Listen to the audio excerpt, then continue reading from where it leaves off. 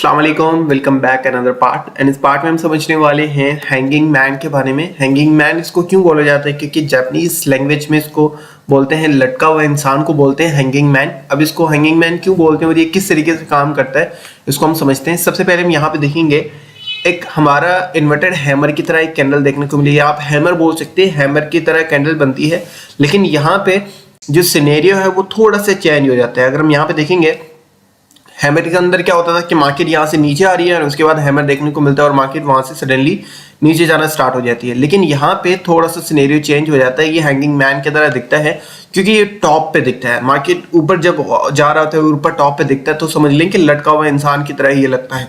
तो सबसे पहली चीज, डाउन ट्रेंड में नहीं दिखना चाहिए, जो हमारा ट्रेंड है वो अप ट्रेंड में होना चाहिए। जो सेकंड चीज है दैट इज इसका जो शेडो है वो बहुत लंबा होना चाहिए हैमर की तरह, एंड इसकी जो बॉडी है उससे 2x से 3x होना चाहिए, बॉडी बहुत छोटी होनी चाहिए। एंड उसके बाद यहाँ पे जो कलर आपको दिख रहा है ये बेयरिश हो या बुलिश हो से फर्क नहीं पड़ता, रेड हो या ग्रीन हो इससे बिल्कुल भी फर्क नहीं पड़ता। लेकिन अगर रेड है तो फिर और अच्छे से काम करता है, एक अच्छी कंफर्मेशन होती है। उसके बाद आपने कंफर्मेशन का वेट करने, सेकंड कैंडल इसकी नीचे जाके क्लोज होती है तो फिर हमें एक अच्छी कंफर्मेशन मिलती है कि मार्केट यहाँ से नीचे जा सकते हैं। अब यहाँ पे क्या होता है कि सिनेरियो इस तरीके से होता है कि मार्केट ऊपर जा रही है और उसके बाद हमें यहाँ पे हैंगिंग मैन देखने को मिलता है, हैमर लेकिन ऊपर लटका हुआ, और उसके बाद यहाँ पे हमें कंफर्मेशन कैंडल मिलती है और हम यहाँ से मार्केट के अंदर शॉर्ट कर सकते हैं। हमें कंफर्मेशन मिलेगी कि मार्केट यहाँ से नीचे जा सकता है। अब इसको हम यहाँ पे चार्ट पे समझते हैं कि किस तरीके से काम करता है। अगर हम यहाँ पे देखेंगे मार्केट सडनली यहाँ से पंप हो रही थी, मार्केट ऊपर जा रही थी, लेकिन यहाँ पे सिनेरियो बनता है। एंड यहाँ पे एक और गुड न्यूज है यहाँ पे इस पैटर्न को देखते हुए, दैट इज यहाँ पे आप देखेंगे तो यहाँ पे हमें रेजिस्टेंस भी देखने को मिला है। यहाँ पे एक बार मार्केट ट्राई कर चुका है, रीटेस्ट करने के लिए मार्केट यहाँ पे आया, तो एक बहुत ही ज्यादा अच्छी कंफर्मेशन होती है। इस लेवल पे मैं रिस्क ले सकता हूँ थोड़ी सी ज्यादा लेवरेज लेके।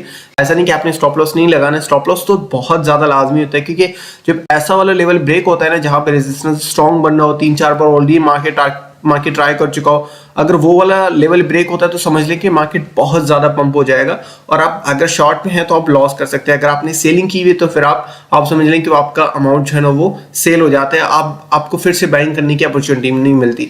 लेकिन जब आपको हैंगिंग मैन देखने को मिलता है, अगर हम यहाँ पे देखेंगे मार्केट ऊपर जा रहा है उसके बाद हमें यहाँ पे हैंगिंग मैन देखने को मिला है, आई होप आपको क्लियरली नजर आ रहा होगा।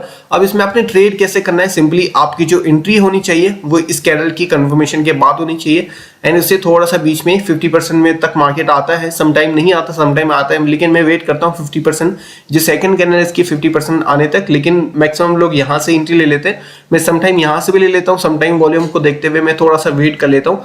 अगर मेरे अकॉर्डिंग एंट्री लेनी होगी तो मैंने यहाँ से इसकी 50% जो सेकंड वाली कैंडल है जो कि नीचे जाके क्लोज होती है, अगर ये, अब हमें कैसे पता चलेगा कि फेल हो गया है, जब ये जो सेकंड कैंडल है ऊपर जाके क्लोज हो।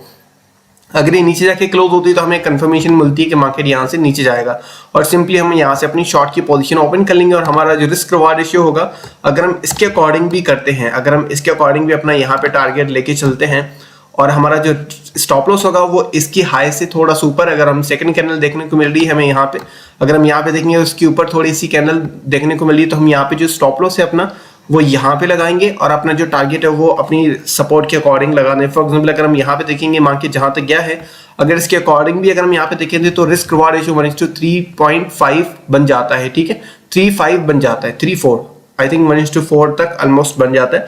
लेकिन आपका जो कम से कम रिवार्ड होना चाहिए 1:2 होना चाहिए। अगर यहाँ तक हमारी मार्केट जाती है तो हम यहाँ से अपना एंट्री क्लोज कर सकते हैं, मतलब अपना प्रॉफिट बुक करके मार्केट से निकल सकते हैं। अगर आप ट्रेंड को कंटिन्यू रखेंगे तो फिर स्टॉप लॉस को ट्रेल को यूज करेंगे एंड अपनी स्टॉप लॉस को ट्रेलिंग करते हुए अपनी पोजीशन को कंटिन्यू रखेंगे। अगर हम यहाँ पे देखेंगे मार्केट और भी नीचे गई है एंड यहाँ पे साइडवेज में भी मार्केट देखने को मिली तो आपने सिंपली प्रॉफिट बुक करना है 1:2 पे, एंड उसके बाद अगर आप ये कंटिन्यू लेना चाह रहे हैं, कंटिन्यू रखना चाह रहे हैं तो कंटिन्यू रख सकते हैं, अदरवाइज 1:2 का रिवार्ड लेने के बाद आप इसको क्लोज कर सकते हैं। इसमें जो इंपॉर्टेंट चीज है दैट इज स्टॉप लॉस। अगर आप स्टॉप लॉस नहीं लगाएंगे क्योंकि ट्रेंड ऊपर जा रहा है, अगर वो फेल हो जाता है और उसके बाद भी आपने स्टॉप लॉस नहीं लगाया, एक सिंगल कैंडल आप देख रहे हैं कि ये पूरा मार्केट को ट्रेंड को चेंज कर सकती है, ऐसा पॉसिबल नहीं है। तो स्टॉप लॉस आपने लाजमी यूज करना है। मैक्सिमम लोग इंडिकेटर्स एंड ये जो कैंडल बेस्ड ट्रेडिंग यूज करते हैं उसमें स्टॉप लॉस नहीं लगाते क्योंकि वो ओवर कॉन्फिडेंट हो जाते हैं। ओवर कॉन्फिडेंट कभी भी नहीं होना।